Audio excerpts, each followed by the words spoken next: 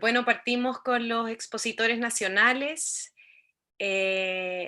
Contarles que Tamara Pérez, Víctor Imperiale, Guillermo Parada y Sebastián Rosas, quien está hoy día con nosotros, conforman GT2P, que es un estudio involucrado en proyectos de arquitectura, arte y diseño establecido en Santiago de Chile. Su trabajo se basa en un proceso continuo de investigación y experimentación en la elaboración digital, promoviendo nuevos encuentros entre las tecnologías para proyectar y la riqueza de lo local expresada en materiales y técnicas tradicionales. Su metodología de trabajo tiene dos dimensiones. En primer lugar, buscan sistematizar el conocimiento y la observación, ya sea de fenómenos naturales, artificiales, geométricos o espaciales, mediante algoritmos generativos. Aquí el diseño paramétrico es una herramienta para orientar la planificación de los proyectos que llevan a cabo, posibilitando la integración de sus etapas de diseño, desarrollo y producción. Sebastián. Hola Astrid, primero agradecer la invitación, hablar de una invitación de la facultad. Yo participo de la facultad, en la actualidad soy profesor de taller 6 de arquitectura, de integración tecnológica, y me tomé la libertad de invitar por distintos medios a los estudiantes a ver si se podían unir. Lo que yo les voy a presentar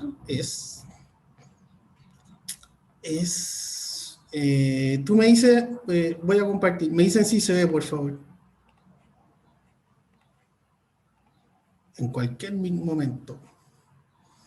Ahí estamos viendo. Sí, estamos viendo. Ya, lo que yo les voy a presentar, hice una selección de 4 proyectos que los voy a pasar lo más rápido posible para calzar en el tiempo, y están en torno al concepto del paracrafting, que es una manera de ver el diseño paramétrico desde el craft, como la posibilidad de los materiales, la fuerza y la energía son capaces de crear un diseño paramétrico sin necesidad de computadores. Mi oficina está conformada por 4 arquitectos, pero en realidad nosotros somos como la caricatura de la derecha. En realidad hemos reunido todo nuestro potencial, ¿no? Este es nuestro espacio natural. Nosotros ocupamos una casa que fue diseñada por Miguel Launer, donde tenemos nuestras impresoras 3D de cerámica, laboratorios con herramientas. Tenemos un laboratorio, este es el laboratorio de cerámica, que en la actualidad se ocupa para los proyectos de lava refundida. Y este es nuestro laboratorio natural, donde están los materiales que son propios de nuestro territorio, también la energía de la naturaleza, ¿no? El primer proyecto que les voy a presentar se llama Catenary Pottery Printer, que es una reflexión acerca de cómo hacer diseño paramétrico sin computadores. Para quienes estén, digamos, acostumbrados a ver Grasshopper, lo que nosotros hicimos fue crear un marco que tiene como un ábaco, como si fueran unos sliders con los que tú puedes colgar una tela y ocupar la fuerza, la gravedad y la interacción de las capacidades materiales con la combinación matemática para lograr piezas singulares de porcelana. Aquí vamos a ver un video.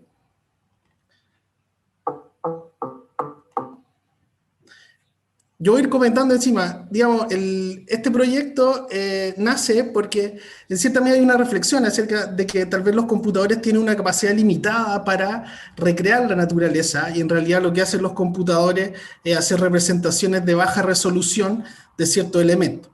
Entonces lo que nosotros quisimos, estamos enfocados en el paracrafting, en dejar atrás cualquier referencia poética, representativa de la naturaleza, para realmente crear con la naturaleza y desde la naturaleza elementos que trabajen con su energía y con su fuerza. Entonces, claro, nosotros aquí hacemos un experimento con las catenarias. Lo que hacemos es ir arrojando porcelana sobre la tela, que parte de ella se filtra y crea una pieza que, si tú repitieras la pieza, tomando en cuenta las coordenadas, tú podrías tener una especie de fórmula matemática, como tú podrías conservar el algoritmo que crea la pieza, pero la gracia es que las piezas no son ni todas iguales, como uno tiene este paradigma de la producción, ni son todas distintas, que sería el paradigma del diseño paramétrico, sino que son más bien como piezas similares, como si fueran piezas hermanas, piezas primas, parte de una familia. Entonces esas piezas se ven así, en que la forma la toma desde la interacción de la energía con la tela, y lo que nosotros hacemos es crear una serie de capas hasta que la pieza tenga el espesor suficiente para ser resistente. Entonces, junto con eso, se han hecho ensayos con tintes de colores, y para crear estas piezas. También se han hecho experimentos pegándolas con un botón de lava, porque a la misma temperatura que la porcelana se endurece, la lava se derrite. Entonces, con el proceso de enfriamiento en conjunto, los materiales quedan, por así decir, enganchados, ¿ya? Entonces, claro, hay piezas murales que se han hecho. Esta es una pieza que pertenece a la colección permanente del Metropolitan Museum en Nueva York. Bueno, digamos, tiene un sistema de sensores también para las piezas. Y como elegí muchos proyectos, voy a ir muy rápido. Aquí empezamos con el proyecto que se llama Remolten, que en realidad nosotros desde el descubrimiento del derretimiento de la lava sobre la porcelana empezamos a trabajar, buscar una técnica que nos permitiera crear piezas de lava refundida. Entonces se hicieron experimentos con moldes, sin moldes, y usando moldes como el polvo, se volvían algunos nombres, pero digamos solo polvo que no se derretía. Entonces, claro, la lava se extrae del sur de Chile y la gracia era cómo también empezar a crear objetos que fueran expresivos de su proceso de fabricación. Entonces lo que hicimos fue comprar un horno digital. Entonces la fórmula para que la terminación de la pieza es una fórmula matemática que es propia del horno. Entonces eso permite tener distintos tipos de terminación sin tener que hacerlo a mano, por ejemplo, sino que la terminación la da la temperatura. Entonces ahí es donde nosotros sentimos que no solo el material es lo que da forma, sino que la energía y el control que tú tienes de eso lo puedes lograr. Entonces el día de hoy nosotros, voy a aplicar aquí poder de síntesis. Estos son los ríos de lava cerca de los Saltos del Petrohue. Entonces, el proceso consiste en chancar la lava, y bueno, llevamos varios años haciendo esto, como que ya hemos descubierto las granulometrías que funcionan, y luego creamos una masa con una melaza como de cocina, que la única función que tiene es poder atachar esta masa, digamos, a las paredes rugosas de un caparazón de cerámica. Entonces, una vez que tú la apoyas con la mano, esto ingresa al horno y, digamos, tenemos mínimamente 3 fórmulas que permiten tener objetos que sean muy suaves, objetos que tengan como unas pequeñas burbujas o simplemente estallen muchas burbujas en el proceso. Entonces, la expresión final del objeto es una expresión hecha en base a un control numérico, computacional, que finalmente es el control del horno, pero se expresan materialmente desde las propiedades mismas de la lava. Entonces, aquí uno puede ver que si también hay mezclas de lava, los colores se empiezan a mezclar, dependiendo si la lava salió por arriba o salió por el lado.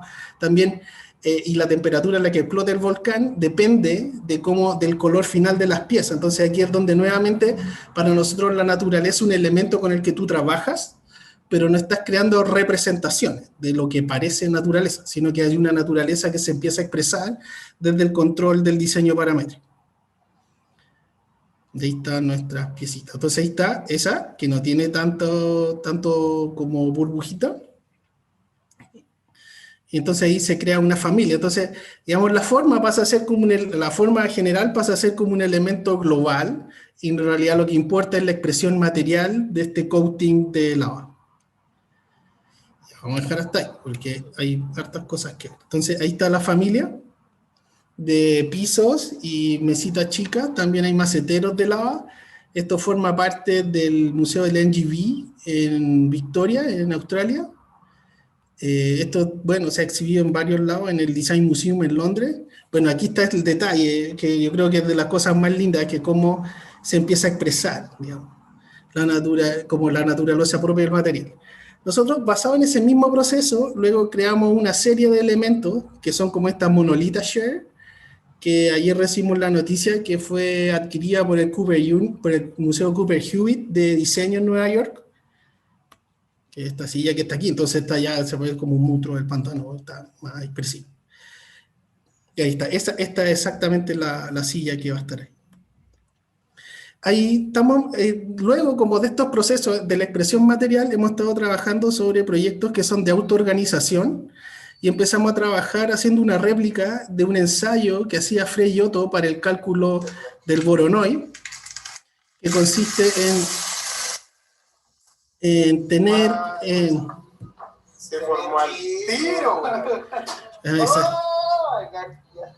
Entonces ahí nosotros podemos ver que nuevamente no se trata de usar como fórmula Voronoi, que puede estar muy de moda, sino que realmente es crear con la naturaleza el modo en que se autoorganiza. Entonces, si nosotros tenemos una base perforada y ponemos grano encima, nosotros retiramos y liberamos los agujeros, cae y se forman inmediatamente las bisectrices según el ángulo de rodamiento interno del árido.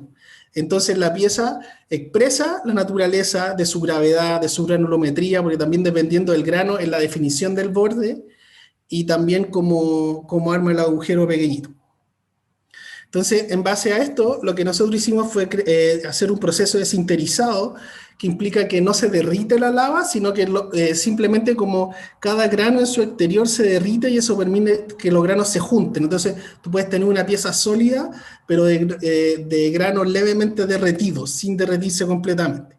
Entonces, así como está la parte cóncava de arriba, también se forma un boronoide con los cerritos que quedan debajo de la maqueta. Entonces, usando el experimento de Frey-Otto, finalmente hicimos esta serie de espejos cuyo marco está hecho con los cerros que son frutos de la distribución por gravedad del material desde esta idea de distribución de Voronoi de Frey-Otto.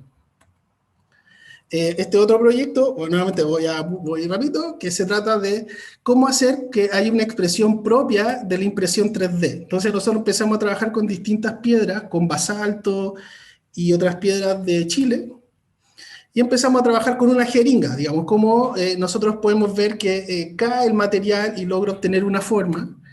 Y eso derivó también en experimentos como que nosotros podríamos imprimir partes, pero después meterlas junto al horno y se pegan, nuevamente por un proceso de sinterizado sobre la superficie de la piedra. Y aquí empiezan a aparecer estas rugosidades que son muy entretenidas, en que el material y la impresión empieza a tener una característica diferente. Esto no es exactamente lo mismo, pero esta es la máquina que nosotros usamos, una máquina hecha por un amigo, otro amigo arquitecto que se puso a hacer máquina. Y fuimos su factura número 1 y nosotros en definitiva creamos una propia manera de imprimir desde Grasshopper con Marlin y llegando a una tarjeta Arduino, etcétera, como digamos todo el hardware se hizo en casa. Entonces lo que se logra es esto, como piezas en que tú puedes tener como esta expresión más perfecta, entre comillas, de la impresión 3D, y esta pieza en el que en realidad lo único que ocurre es que lo que nosotros hacemos es controlar los motores por separado, no solo como un slicing de una impresora, sino que lo que podemos hacer es que la caída del material tenga diferente altura y eso produce esta especie de figuras nuevas que para nosotros es la verdadera manera, la verdadera forma de la impresión 3D, es su expresión natural. Y eso se ve en estas piezas de aquí. El último proyecto, yo no sé, yo creo que debo ya estar súper mal de tiempo, se llama Conscious Actions, que es un proyecto de intervención en espacio público en Miami, que se inauguró la semana pasada, que tiene que ver con la energía nuevamente y de qué manera nosotros nos hacemos conscientes de las acciones que nosotros hacemos sobre el planeta, que tenía que ver con el Design Commission que nos fue encomendado. Entonces lo que hicimos fue crear un columpio que a través de un sistema de... A ver, en cualquier momento.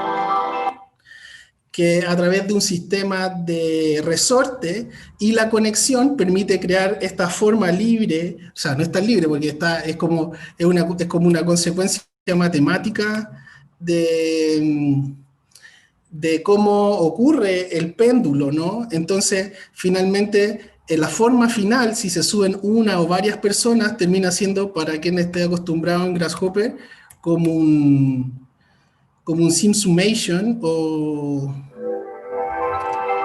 Ese parece que no. Entonces, esto fue totalmente diseñado en pandemia. Todo el despiece se hizo en Chile, se fabricó en Atlanta y se instaló en Miami. A ver si hay un video de otro lado. Ahí se ve mejor.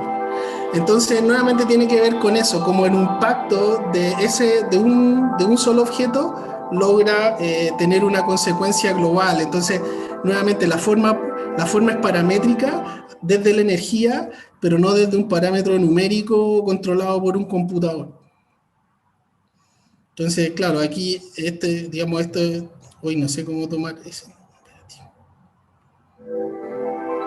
Y ahí cuando se suben varias personas, lo que hacen es finalmente como promediarse la fuerza, es como si uno tuviera el promedio entre varias curvas de fórmula y logra esta forma paramétrica final.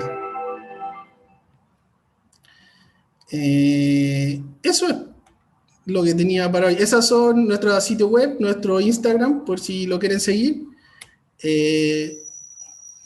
Eso es todo. Stop.